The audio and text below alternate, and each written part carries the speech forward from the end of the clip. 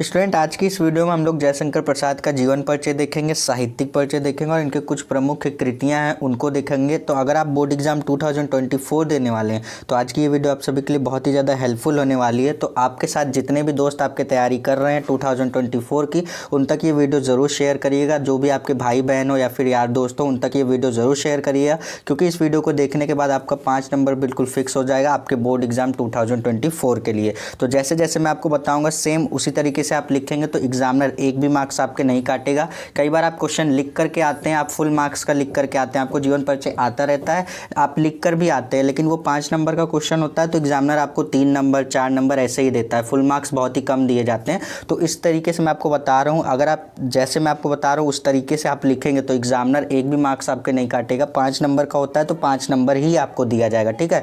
तो बिल्कुल भी परेशान नहीं होना, ये जीवन परिचय आपके लिए बहुत ही ज़्यादा इंपॉर्टेंट है। और ये मैं आपको ऐसे ही नहीं कह रहा हूँ, यहाँ पर आप देखेंगे 2022 का जो पेपर हुआ था, इसमें आप देखेंगे तो जीवन परिचय में कौन कौन सा जीवन परिचय पूछा गया था। अभी मैं आपको जीवन परिचय वाला पोर्शन खोल के दिखाऊं तो यहाँ पर आप देखेंगे जीवन परिचय, कवि के जीवन परिचय में कौन सा, सबसे पहले जयशंकर प्रसाद का फर्स्ट पे पूछा गया। तो पहले हम लोग जयशंकर प्रसाद का देखते हैं।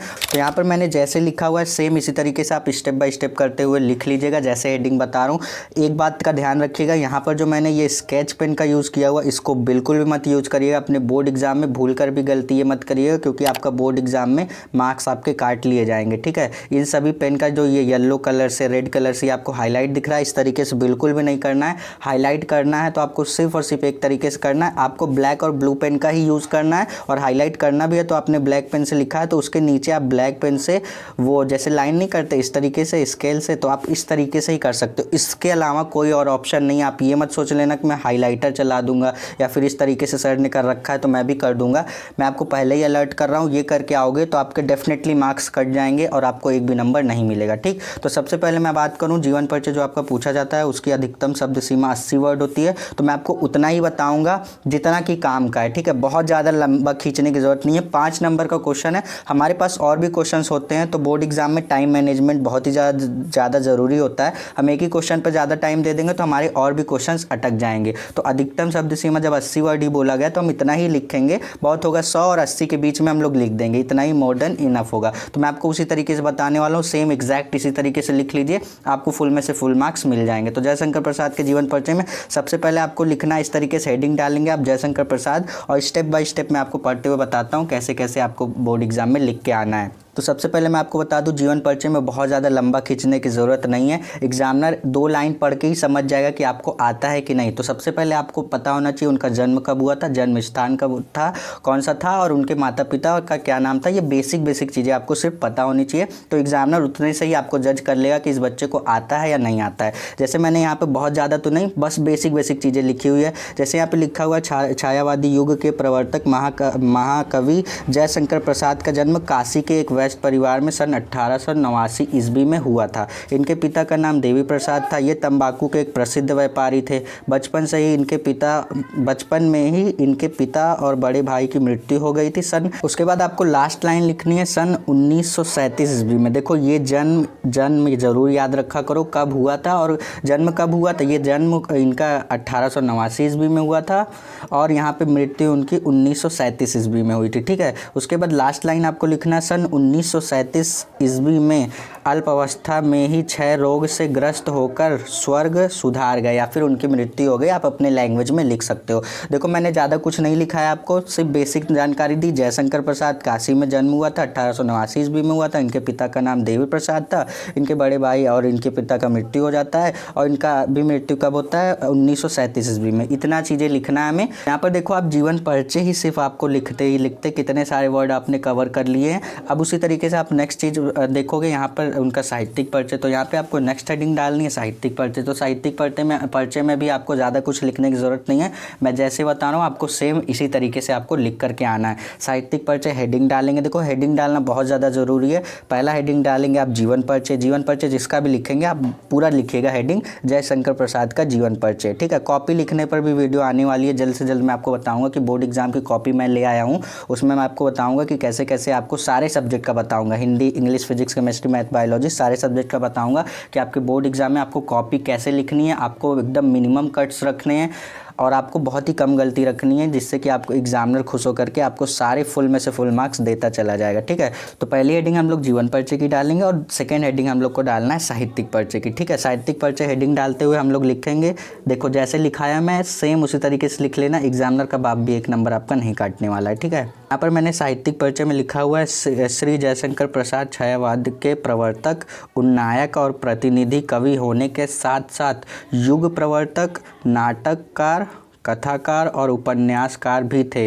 इनकी कामायनी सबसे प्रसिद्ध रचना है। देखो ये क्वेश्चन आपके बोर्ड एग्जाम में ऑप्शनल बनता है, तो देखो इतने लाइन से आपके बोर्ड एग्जाम में भी क्वेश्चन बन सकता है। क्या लिखा हुआ है, इनकी कामायनी सबसे प्रसिद्ध रचना है, तो पूछा जाता है कामायनी रचना किस कवि का है। ठीक है, तो आप जहाँ भी देखना जयशंकर प्रसाद टिक मार देना अंधाधुंध। ठीक है, याद रखना कि कामायनी जयशंकर प्रसाद की रचना है। ठीक, और उसके बाद आपको लिखना है इसमें छायावाद के प्रवृत्ति और विशेषताओं को बताया गया है किसमें, कामायनी में। ठीक है, जयशंकर प्रसाद छायावादी युग के सर्वश्रेष्ठ कवि है, प्रेम और सौंदर्य इनका मुख्य विषय है। ठीक है, इतना चीज़ आप लिखेंगे। देखो 80 वर्ड ही बोला गया है ना, तो हमें ज़्यादा लिखने की क्या ज़रूरत है। अगर हम ज़्यादा लिखेंगे फिर भी हमें उतने ही मार्क्स मिलेंगे, और हम लोग 80 वर्ड लिखेंगे फिर भी उतने ही मार्क्स मिलेंगे। तो हम लोग को जितना बोला गया अगर हम उतना ही करेंगे तो हमारा टाइम बचेगा और हम अच्छी तरीके से सारे क्वेश्चन को बिल्कुल रिलैक्स माइंड से अटेम्प्ट कर पाएंगे। तो साहित्यिक परिचय में इतना आप लिख लीजिए, स्क्रीनशॉट ले लीजिए और एक एक करते हुए स्टेप बाय स्टेप लाइन को सफाई से नोट कर लीजिएगा। ठीक, उसके बाद हम लोग लिखेंगे इनकी कुछ प्रमुख कृतियां हैं, उनको आप ज़रूर लिख दीजिएगा, जिससे कि एग्जामिनर पर पॉजिटिव इफेक्ट पड़ेगा।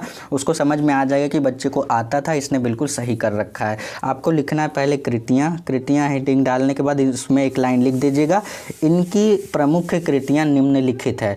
अब जैसे कौन कौन सी हैं, जैसे काव्य है, काव्य में कौन कौन से हैं, कामायनी है, आंसू है, लहर है, झरना। तो इन सारे पॉइंट को आप याद रखा करिए, क्योंकि इन्हीं सारे पॉइंट से आपके बोर्ड एग्जाम में ऑप्शनल क्वेश्चन बनते हैं। तो प्रमुख कृतियों में काव्य, कहानी, उपन्यास, निबंध। काव्य में आपका कामायनी हो गया, आंसू हो गया, लहर हो गया, झरना हो गया। कहानी में आप देखेंगे आशा दीप्त हो गया, इंद्रजाल हो गया, प्रतिध्वनि हो गया, आंधी हो गया। उसके बाद देखो आप 2-3 भी लिखोगे तो भी काम चल जाएगा आपका, इतना ज़्यादा लिखने की जरूरत नहीं है। मैंने आपको एक्स्ट्रा इसलिए लिखा दिया कि आपको एक नहीं तो दूसरा तो याद रहेगा ही। ठीक है, उसके बाद उपन्यास में आप देखोगे कंकाल, तितली और इरावती। इससे भी क्वेश्चन आपके बोर्ड एग्जाम में बन चुका है कि कंकाल उपन्यास किसका है पूछा जाता है। तो जयशंकर प्रसाद, जहाँ भी ऑप्शन देखने को मिलेगा टिक मार देना, चाहे ऑप्शन नंबर 1 में हो, 2 में हो, 3 में हो, 4 में हो, किसी में भी हो, जयशंकर प्रसाद ही इसका आंसर होगा। कंकाल पे भी पूछा जा चुका है और तितली पर भी पूछा जा चुका है। तो अच्छी तरीके से इसको तैयार कर लेना। और इनके निबंध में बात करेंगे, काव्य और कला इनका निबंध था। ठीक है, तो अगर आप अपने बोर्ड एग्जाम में 1 से 1.5 पेज लिख देते हो तो 80 वर्ड के लिए वो मोर देन इनफ है। जैसे मैंने आपको बताया सेम इसी तरीके से आप नोट कर लो। ज़्यादा डिफिकल्ट मैंने लैंग्वेज इसमें नहीं यूज़ की हुई है, बिल्कुल सिंपल लैंग्वेज को यूज़ करते हुए सारी चीज़ों को मैंने लिखा हुआ है। तो इसी तरीके से अगर आप लिख कर आओगे तो आपके बोर्ड एग्जाम में डेफिनेटली आपको फुल में से फुल मार्क्स मिलेंगे। वीडियो अगर पसंद आई होगी तो आप एक कमेंट करके बताना कि अगला जीवन परिचय आपको किस कवि या फिर किस लेखक पर चाहिए, वो मैं आपको कमेंट पढ़ूंगा और कमेंट पढ़कर मैं आपको जल्द से जल्द उस पर वीडियो प्रोवाइड कर दूंगा। वीडियो पसंद आई होगी तो लाइक कर दीजिएगा। इस वीडियो के लाइक का एम मैं रखता हूँ 100 लाइक। अगर आप जल्द से जल्द कंप्लीट करा देंगे तो आपके कमेंट किए हुए टॉपिक पर मैं जल्द से जल्द वीडियो ले आऊँगा। तो इसी तरीके से आप मिलेंगे नेक्स्ट वीडियो में। जाते जाते एक रिक्वेस्ट है कि चैनल पर नए हैं तो चैनल को सब्सक्राइब करके नोटिफिकेशन बेल को ऑन कर लीजिएगा, जिससे कि आपको हर वीडियो की नोटिफिकेशन मिला करेंगी। चलिए मिलते हैं नेक्स्ट वीडियो में, तब तक के लिए पढ़ते रहिए। All the best.